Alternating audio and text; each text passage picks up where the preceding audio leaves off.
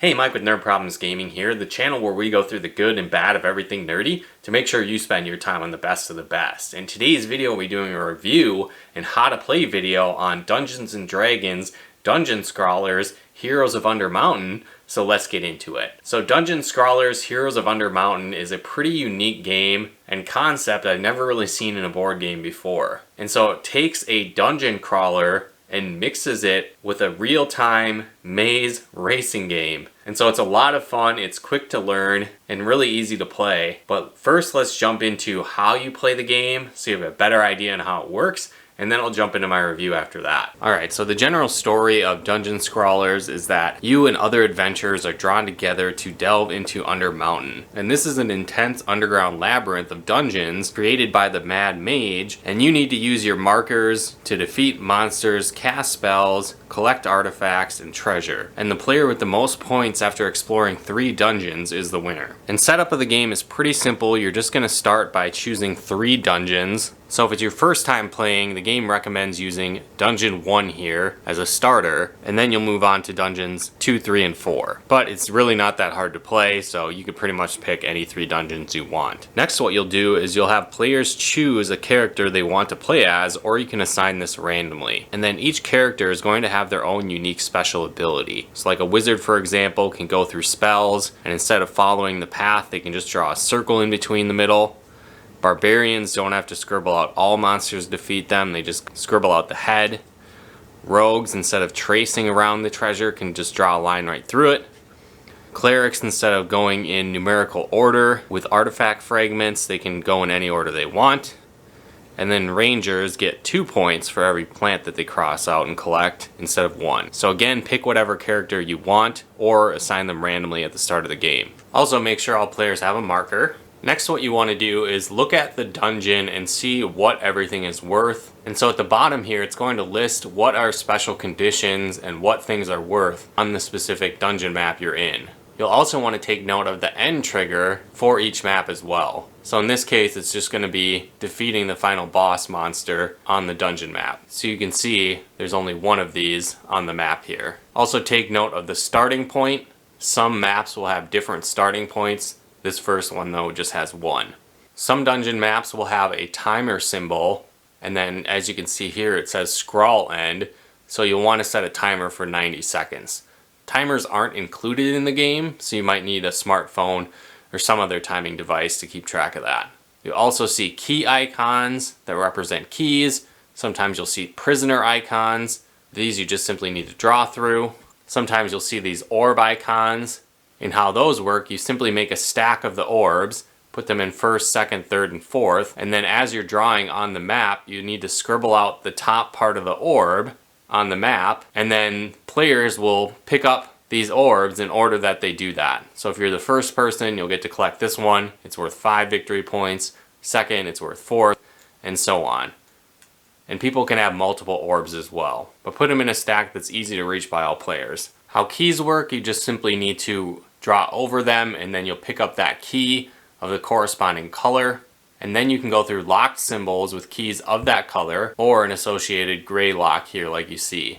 So you could go through this one if you had 1 key. If you had 2 keys in your inventory, you could go through a space worth 2 keys. Some maps also have a skeleton key symbol that you can see here, and when you draw over one of these, you can pick up any key of any type. And you can only have 1 key of a specific type in your inventory, so you couldn't collect all of the blue keys if you wanted. Again, you could only have 1. Now as you can see, there's different types of elements you'll encounter in the dungeon, and each one you need to take specific actions to complete them in each room. So monsters, for example, you just need to scribble out completely. Spells, you just draw along the path. Treasures, you'll draw an outline around the treasure. Artifact fragments, you go in numerical order. And then exotic plants, you just simply cross them out and draw through them. Another element you might encounter on maps are entry points and exit points and escape points. And these are pretty simple. All you need to do is you would find an entry point, draw into that point, and then find another location on the map with an exit point of the associated letter.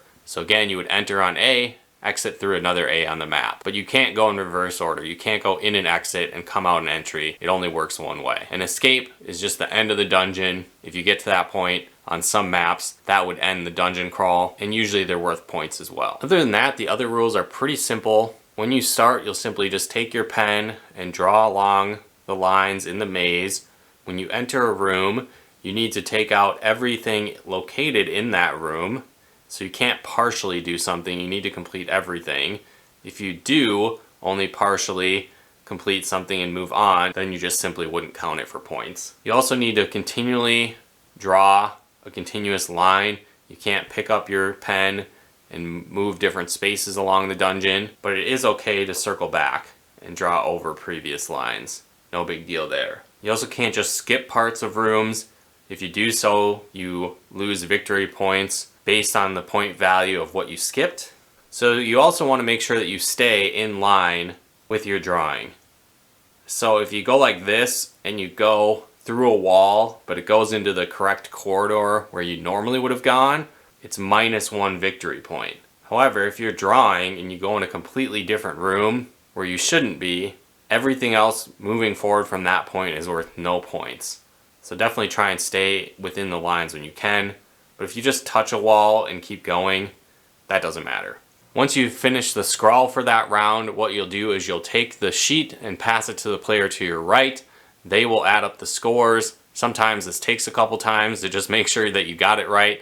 But once you do that, you'll write the total score here in this area and set the dungeon off to the side. After you've completed your 3 rounds, you'll add up the total score for your player, and the player with the highest score wins the game. Beyond that, that's pretty much how you play Dungeon Scrawlers. But if you have other questions, definitely consult the rulebook or feel free to drop a comment below.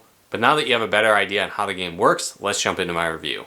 Well, again, guys, now you have a better idea on how the game works. How do I actually feel about it? Well, like I mentioned before, this is a super unique concept that I've never seen before in a board game, and I had a lot of fun playing it. Like I talked about, it's very easy to learn. You're simply just drawing a line through the maze, and then you earn associated points based on what you go through, and potentially lose points depending on if you make mistakes as you go through the maze. One thing that's cool too is that there's a variety of different characters you can play as. And it might not seem like a huge difference between the characters, but really those fractions of a second difference really impact how you decide to go through the maze and what your strategy is going to be as you play. Now, we found it's best to maybe not analyze the maps completely as you go into it and kind of going into it fresh, and it really ups the intensity because again, you're trying to weigh how fast you want to go through the maze, what paths you want to take, and how fast you want to complete the maze and dungeon versus other players. Because again, you could try and complete the dungeon very quickly, leaving other players scrambling to get as much points as they can, or you can try and go through the dungeon and get as many points as possible and hoping that you outperform other players when they decide to finish the maze. I also think there's a lot of variety in the maps. They kind of get progressively harder as you go, and so that was really cool where you kind of learn the different elements throughout each map, and then when you get to the later maps, it's all thrown at you at once and it gets pretty intense. I do think the game has a lot of replay value as well, because you can again play through different times with different base characters, which again is going to alter your strategy. At the same time, there's a lot of different options that you can go through on each map, so your strategy might change every time that way as well, as you maybe want to explore other parts of the dungeon that you hadn't done previously,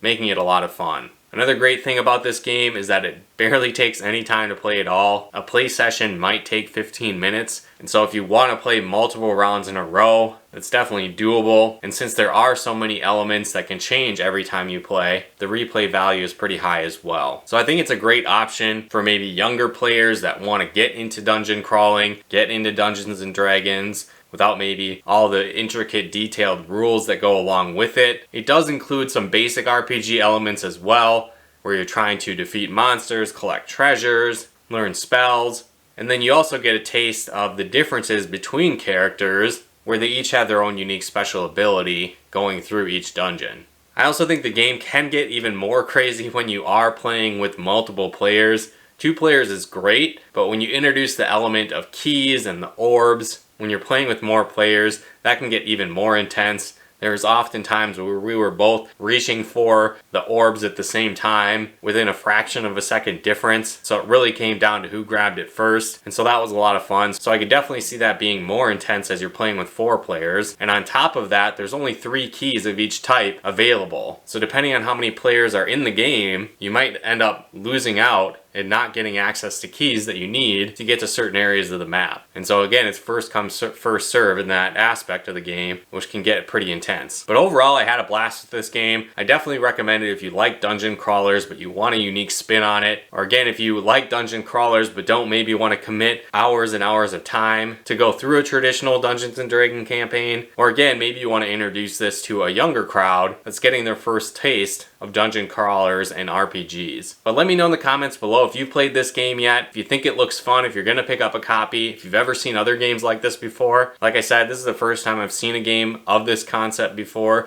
and I really enjoyed it. But let me know in the comments below what you think about this game. And if you'd like to learn more about the game or pick up a copy, there'll be links in the description below as well where you can do so. And if you guys like this video, be sure to smash that like button as it really helps out the channel. And if you haven't done so yet, be sure to subscribe and turn on the bell notifications to get the latest updates of new nerd videos we put out.